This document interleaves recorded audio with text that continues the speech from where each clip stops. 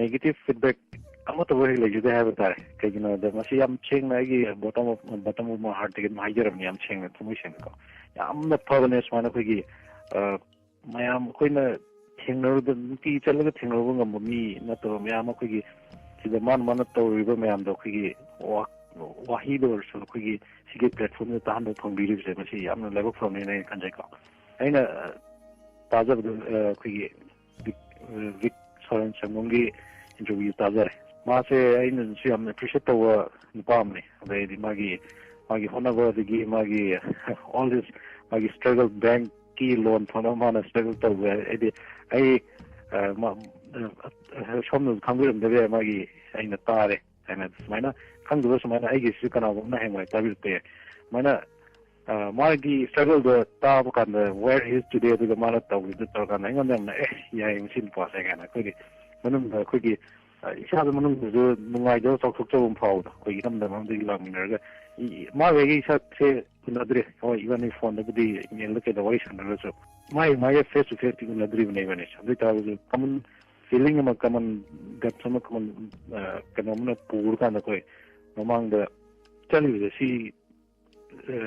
community yo na de prop ko gi plan di yo na am no ai dum phog ga ta song so ai ga sat no zabdi na chale de ta so common bonding amna dum belief amna na ta na sigi voice man tahan de gi ku khal so song gi platform this my to ko de si am level from ne na my feedback che ajani okay yam no ai ta ba da ne ai gi lai ba pha bana aina guest speaker sing se personally khang da ka sai gi bonding se sigi recording se hek ho ba da wari se heart to heart litholok do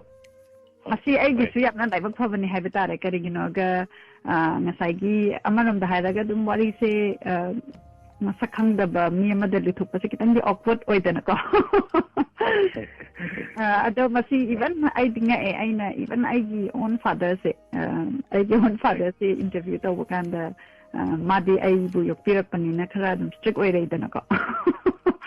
ado masi ki platform se da ko interview so ho kan da pra ambience different oi la ga mana mai wari se mai hat te lithok pa ai di even ai samang na to see finding the voice thank ta we hai ja tar ke you know ga aina khang da na yam positive vibe purak pa da ki ama connect tauba dagi adum kena adum sida birak ta sedum yawi ko adu budi adum kasukai dip to ga yam nam ngai ba me am gi share tau